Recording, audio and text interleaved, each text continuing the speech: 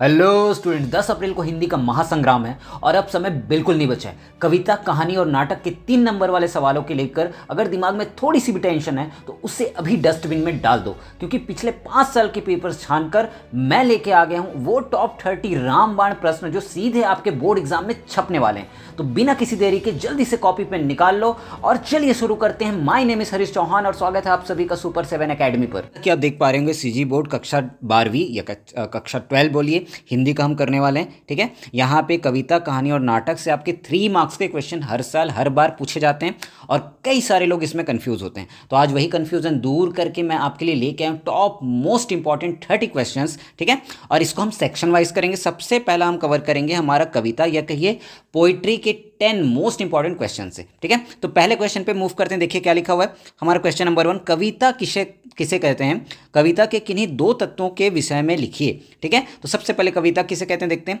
भावनाओं, विचारों और कल्पनाओं को जब लयबद्ध और संगीतात्मक शब्दों के माध्यम से प्रस्तुत किया जाता है तो उसे कविता कहते हैं। ठीक है, इसके 2 प्रमुख तत्व कौन से हो जाएंगे? सबसे पहला हो जाएगा शब्द। तो शब्द कविता का मूल उपकरण है। सटीक शब्दों का चयन कविता को प्रभावशाली बनाता है। ठीक है, दूसरा तत्व क्या हो जाएगा? बिंब। बिंब का मतलब क्या होता है? शब्दों के माध्यम से पाठक के मन में जो चित्र, जो इमेज उभरता है उसे बिंब कहते हैं। डन। तो क्वेश्चन नंबर 2 पे मूव करते हैं। क्या लिखे हैं देखते हैं यहाँ पे। कविता में बिंब और छंद के महत्व को समझाइए। तो देखते हैं आंसर में क्या है। बिंब का महत्व सबसे पहले हम देख रहे हैं, यह अमूर्त भावनाओं को मूर्त रूप देता है। अमूर्त मतलब जो मरी हुई है ना, उसको जागृत करता है, याद रखिएगा। बिंब के द्वारा पाठक कविता के दृश्य को अपने मन की आंखों से देख पाता है ना, और उससे गहराई से उससे क्या हो जाता है, जुड़ जाता है। हम जो इमेजिनेशन करते हैं ना चीज़ों को, वही यहाँ पे बिंब है, समझ लीजिए। ठीक है, छंद का महत्व क्या हो जाएगा? छंद कविता को एक विशेष लय देता है, गति देता है और संगीतात्मक क्या करता है यहाँ पे, प्रदान करता है। छंदबद्ध कविताएं आसानी से याद हो जाती हैं क्योंकि उनमें क्या होता है, रिदम होता है। याद रखिएगा, रिदम मतलब वही लय होता है ना। थर्ड क्वेश्चन पे हम देखते हैं, कविता का मूल स्वरूप क्या है? लिखिए इसको। तो कविता का मूल स्वरूप क्या है? मनुष्य की गहरी संवेदनाएं और भावनाएं हैं। ठीक है, कविता केवल सूचनाओं का आदान प्रदान नहीं है, बल्कि यह पाठक के हृदय को छूने की कला है, आर्ट है ना। लयात्मकता, शब्दों की मित व्ययता, क्या बोलते हैं इसको, मित व्ययता, है ना। कम शब्दों में गहरी बात कहना, थोड़ा सा साहित्यिक वर्ड यहाँ पे यूज़ हो गया है, तो आप ये वाला ब्रैकेट वाला भी सेंटेंस यूज़ कर सकते हैं। और रचनात्मकता कविता के मूल स्वरूप के अनिवार्य हिस्से हैं। चलिए आगे वाले क्वेश्चन पे मूव करते हैं। तो नेक्स्ट है हमारा क्वेश्चन नंबर 4। क्वेश्चन नंबर 4 में क्या बोला देखिए, कविता की रचना में शब्दों के चयन का क्या महत्व है ना। तो देखते हैं आंसर। कविता में शब्द केवल अर्थ नहीं देते बल्कि भाव, है ना, फीलिंग्स जो बोला जाता है, संगीत भी पैदा करते हैं। कविता में शब्दों का चयन बहुत मितव्ययिता, है ना, सोच समझकर, जिसको कहा जाता है, से किया जाता है। एक सटीक और सार्थक शब्द पूरी भावनाओं को व्यक्त करने की शक्ति रखता है। शब्दों की ध्वनियाँ ही कविता में लय उत्पन्न करती है। समझ में आ गया? तो शब्दों के चयन का क्या महत्व है यहाँ पे क्लियर हो गया सबको। ठीक है, आगे मूव करते हैं क्वेश्चन नंबर 5 में। कविता और गद्य, गद्य मतलब क्या होता है, कहानी या निबंध, कुछ भी कह सकते हैं आप, में मूल अंतर क्या होता है, मेन डिफरेंस क्या है यहाँ पे। तो देखते हैं। फर्स्ट 3 मार्क्स का है तो 3 पॉइंट्स में हम यहाँ पे इलेबरेट करेंगे या डिफाइन करेंगे, है ना। कविता पद्य शैली में होती है ना, जिसमें पोइट्री होता है, जिसमें लय, तुक और छंद का ध्यान रखा जाता है, जबकि गद्य वाक्यों और अनुच्छेदों में लिखा जाता है। सेकंड, कविता में भावनाओं, कल्पनाओं की प्रधानता होती है, याद रखिएगा, जबकि गद्य में विचारों और तर्कों की प्रधानता होती है। ठीक है। थर्ड में अगर देखें, कविता में शब्दों की मित व्ययिता, कम शब्दों में अधिक बात कहना, वही ठीक है होती है। गद्य विस्तार से लिखा जाता है, याद रखिएगा। चलिए आगे मूव करते हैं क्वेश्चन नंबर 6 में। कविता के तथ्यों में लय, मैंने बताया रिदम का क्या महत्व है। देखते हैं क्या महत्व है इसका। लय शब्दों की वह सांगीतिक और क्या बोलेंगे इसको, क्या पढ़ेंगे इसको, ध्वन्यात्मक, सॉरी मेरी हिंदी उतनी अच्छी नहीं है, तो ध्वन्यात्मक व्यवस्था है जो कविता को सामान्य गद्य से अलग करती है। ठीक है, लय के कारण ही कविता को गाया या गुनगुनाया जा सकता है ना। यह पाठक के मन पर गहरा भावात्मक प्रभाव डालती है और कविता को लंबे समय तक याद करने में क्या करती है, ये मदद करती है। क्या? रिदम, याद रखिएगा, लय, है ना। क्वेश्चन नंबर 7 में, कविता की रचना में परिवेश या वातावरण की क्या भूमिका होती है। तो आंसर देखिए, कोई भी कविता शून्यता में नहीं लिखी जाती, वह अपने समय, समाज और परिवेश की उपज होती है। परिवेश कविता को एक संदर्भ प्रदान करता है। एक अच्छी कविता अपने समय के परिवेश जैसे ग्रामीण हो गया, शहरी हो गया, राजनीतिक सामाजिक स्थिति का प्रामाणिक चित्र प्रस्तुत करती है, जिससे पाठक आसानी से क्या हो जाते हैं, जुड़ जाते हैं। डन। चलिए आगे मूव करते हैं हम। तो नेक्स्ट है हमारा क्वेश्चन नंबर 8। क्वेश्चन नंबर 8 में क्या लिखा है, कविता में रस और अलंकार का क्या योगदान है।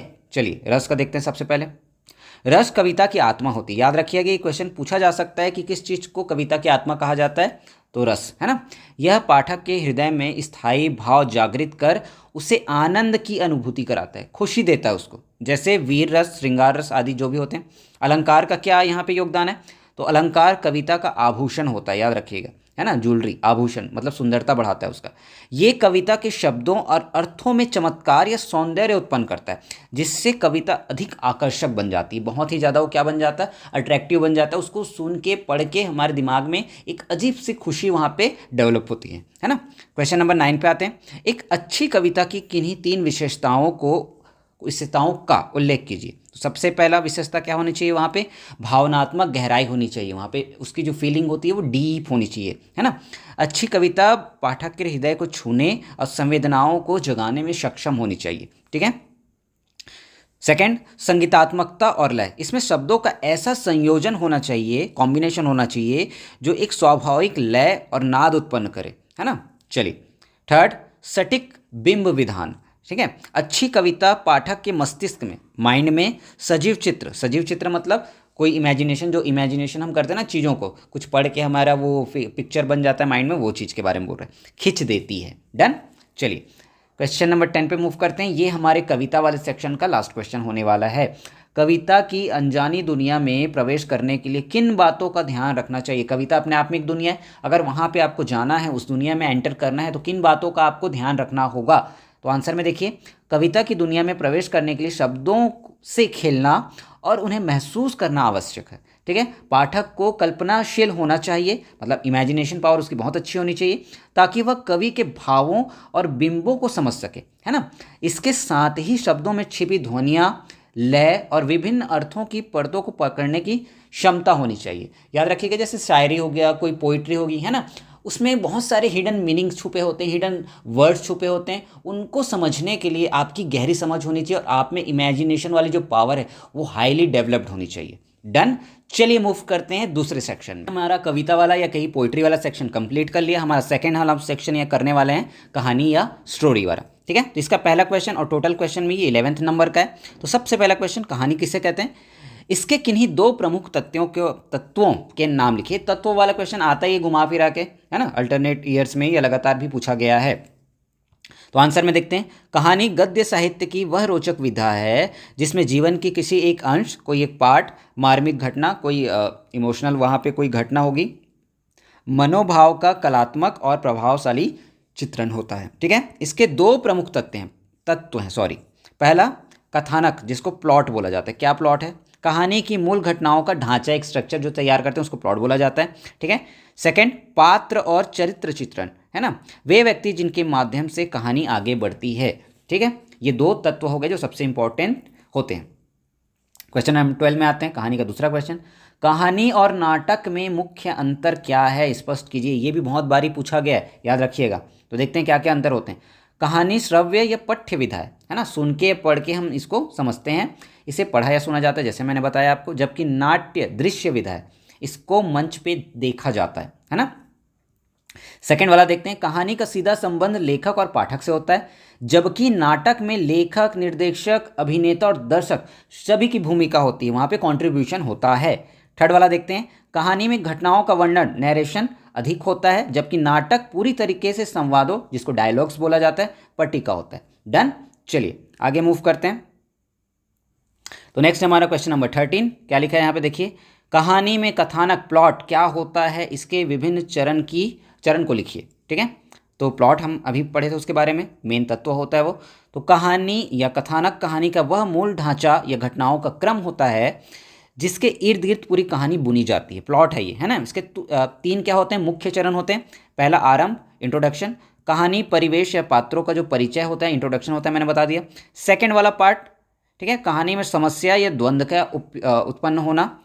लास्ट क्लाइमेक्स जो होता है, जिसको चरमोत्कर्ष, है ना, चरमोत्कर्ष क्लाइमेक्स, समस्या का समाधान और कहानी का समापन करते हैं इससे हम क्लाइमेक्स से, ठीक है। क्वेश्चन नंबर 14, कहानी में पात्र और चरित्र चित्रण का क्या महत्व है। तो देखते हैं यहाँ पे, पात्र की कहानी को जीवंत बनाते हैं, पात्र ही कहानी को जीवंत बनाते हैं, याद रखिएगा।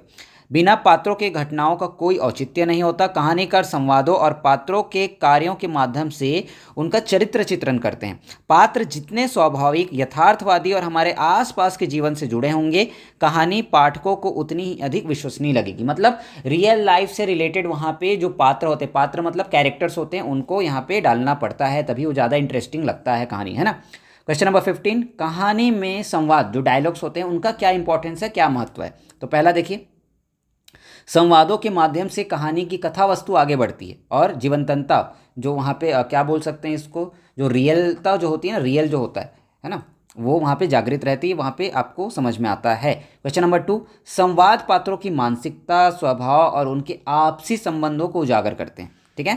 थर्ड में क्या हो जाएगा, ये कहानी में तनाव, टेंशन या कॉन्फ्लिक्ट, द्वंद्व पैदा करते हैं जो पाठक को सीधा बांध के रखते हैं, ठीक है। नेक्स्ट हमारा क्वेश्चन नंबर 16, कहानी में चरमोत्कर्ष या क्लाइमेक्स का क्या स्थान और महत्व है। इंपॉर्टेंट क्वेश्चन है ये, सारे ही इंपॉर्टेंट क्वेश्चन है, सब आपको करके जाना है। अगर आप सारे याद नहीं कर पा रहे हैं तो आप एक बार देख के जाइए, इन्हीं में से आपको देखने को मिलेंगे एग्जाम में क्वेश्चन, थोड़ा सा मॉडिफाई करके भी पूछा जा सकता है। और रही बात, अगर इस चैनल पे आप पहली बार आ रहे हैं तो अभी के अभी चैनल को सब्सक्राइब करिए, वीडियो अगर अच्छी लगती है तो सबके साथ शेयर करिए, दबा के लाइक करिए, ठीक है।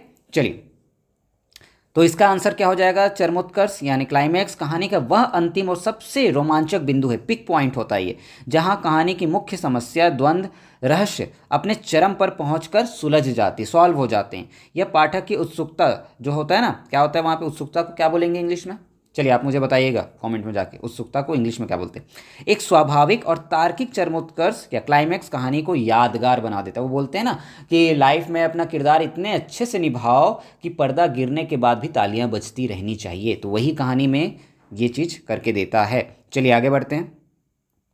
नेक्स्ट हमारा क्वेश्चन नंबर 17, क्या बोला देखिए, कहानी और उपन्यास में कोई 3 प्रमुख अंतर। ये अंतर वाले क्वेश्चन ने एकदम रट के ही चले जाइएगा, कुछ ना कुछ आपसे वहाँ पे पूछ देगा।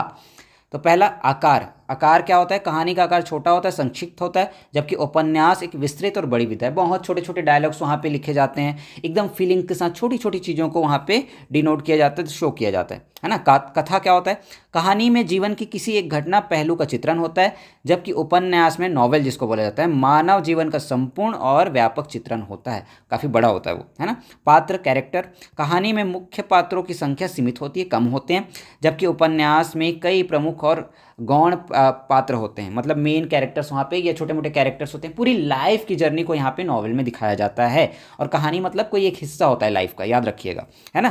क्वेश्चन नंबर 18, कहानी लेखन में देश, काल और वातावरण का क्या महत्व है। तो देखते हैं, कहानी जिस समय, काल या स्थान, देश में घटित हो रही है, उसका सटीक वर्णन देश, काल और वातावरण कहलाता है। उसका बहुत महत्वपूर्ण क्या होता है, योगदान होता है, क्योंकि यह कहानी को यथार्थवादी, रियल बनाता है। सही वातावरण के चित्रण से पाठक की कहानी की दुनिया में डूब जाता है और उस पर विश्वास कर पाता है ना। कई बार हमारे बड़े बुजुर्ग जो हमको कहानी सुनाते हैं वो इतना रियल तरीके से सुनाते हैं कि हम उसमें एकदम डूब जाते हैं, तो वही यहाँ पे बोला गया। अब नेक्स्ट है क्वेश्चन नंबर 19, कहानी का उद्देश्य, थीम क्या होता है और इसका महत्व क्या है, ठीक है। कोई भी अच्छी कहानी निरुद्देश्य से नहीं होती, बिना थीम के नहीं होती। कहानीकार किसी न किसी सामाजिक समस्या, मानवीय संवेदना, अपने विचार को कहानी के माध्यम से पाठक यानी जो सुन रहा है, पढ़ रहा है, उस तक पहुंचाता है, यही उसका उद्देश्य है। स्पष्ट उद्देश्य कहानी को सार्थकता प्रदान करता है, रियलपन लाता है, उसमें पाठक के मस्तिष्क पर एक गहरा प्रभाव और संदेश छोड़ता है। डन। चलिए नेक्स्ट हमारा क्वेश्चन नंबर 20, एक अच्छी कहानी किन्हीं 3 प्रमुख विशेषताओं को वर्णन कीजिए। अगर एक अच्छी कहानी है तो उसमें 3 कौन सी विशेषताएं होंगी। पहला, रोचकता, है ना। कहानी ऐसी होनी चाहिए जो शुरू से लेकर अंत तक पाठक को एकदम जोड़ के रखे, उसकी उत्सुकता यहाँ पे बना के रखे। उत्सुकता मैंने पूछा क्या होता है, क्यूरियोसिटी इंग्लिश में बोला जाता है ना।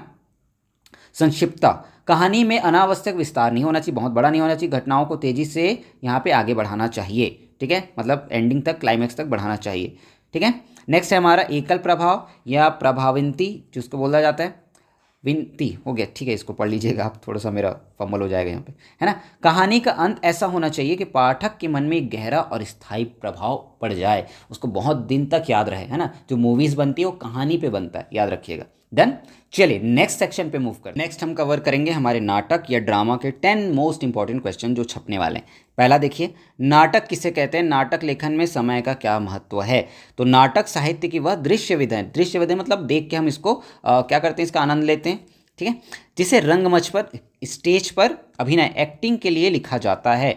नाटक में समय का महत्व क्या है उसको देखते हैं। नाटक का मंचन एक निश्चित समय सीमा प्राय 2 या 3 घंटे के भीतर होना चाहिए, पहला। सेकंड, नाटक की कथा का समय भूतकाल, वर्तमान या भविष्य स्पष्ट होना चाहिए। थर्ड, समय टाइम के आधार पर ही नाटक के विभिन्न दृश्यों और अंकों का विभाजन किया जाता है। डन। क्वेश्चन नंबर 22, नाटक में संकलन त्रय का क्या अर्थ है, इसका क्या महत्व है। तो संकलन त्रय का अर्थ है 3 एकताओं का पालन, समय की एकता, स्थान की एकता और कार्य की एकता से इसका डायरेक्ट मतलब है। महत्व क्या होता है इसका, इन तीनों के पालन से नाटक की कथा में भटकाव नहीं आता और वह यथार्थपरक लगती है, रियल लगती है। कहानी एक ही मुख्य कार्य पर केंद्रित रहती है, जिससे नाटक प्रभावशाली बनता है और दर्शकों का ध्यान नाटक से टूटता नहीं है, ठीक है। क्वेश्चन नंबर 23, नाटक का थर्ड क्वेश्चन, नाटक लेखन में देश काल और वातावरण का क्या महत्व है, इसमें भी पूछ गया ये क्वेश्चन। तो नाटक कथा जिस समय इतिहास, वर्तमान, स्थान से जुड़ी होती है उसे मंच पर सही रूप में प्रस्तुत करना देश काल या वातावरण कहलाता है। इसका बहुत महत्व है क्योंकि सटीक वेशभूषा, भाषा और मंच सज्जा, जो स्टेज सजाते हैं, से ही नाटक विश्वसनीय, रियल लगता है। इसी के कारण दर्शक नाटक की दुनिया से जुड़ जाते हैं, जुड़ पाते हैं। डन। नेक्स्ट मूव करते हैं हम। नेक्स्ट हमारा क्वेश्चन 24, नाटक को दृश्य काव्य क्यों कहा जाता है, बहुत इंपॉर्टेंट क्वेश्चन है, याद रखिएगा। तो नाटक साहित्य की वह विधा है जिसका पूर्ण आनंद केवल पढ़कर या सुनकर नहीं लिया जा सकता, याद रखिएगा। इसका असली उद्देश्य मंच पर पात्रों, जो कैरेक्टर्स होते हैं, द्वारा किया गया अभिनय, एक्टिंग, उनके हाव भाव, संवाद, ठीक है, मंच सज्जा को प्रत्यक्ष रूप में देखना है।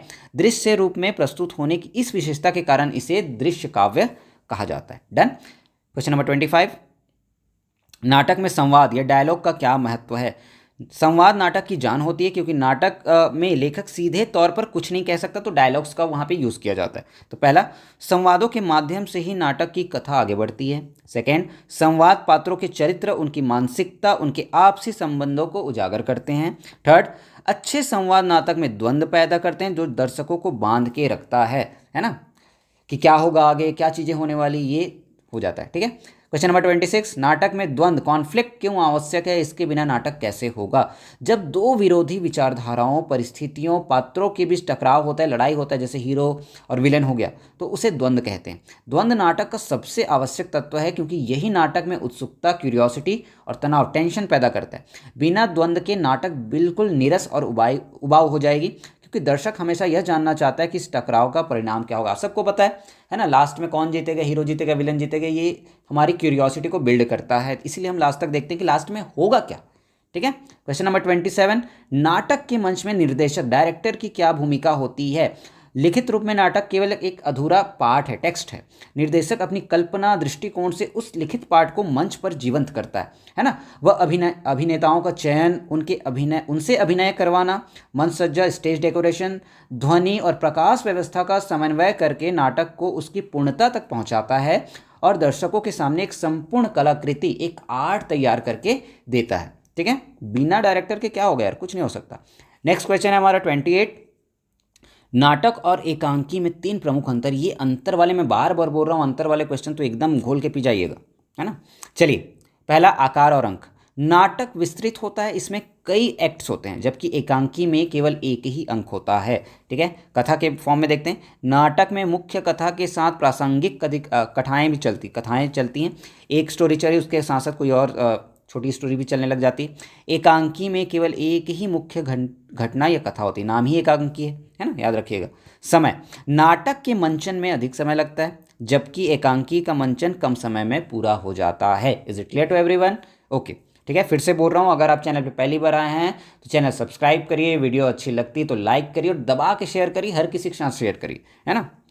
क्वेश्चन नंबर 29, नाटक में चरित्र चित्रण करते समय किन बातों का ध्यान रखना चाहिए? तो नाटक में चरित्र चित्रण करते समय पात्रों को स्वाभाविक और यथार्थवादी रियल बनाना चाहिए। वे पूरी तरीके से अच्छे और पूरी तरीके से बुरे ना लगें।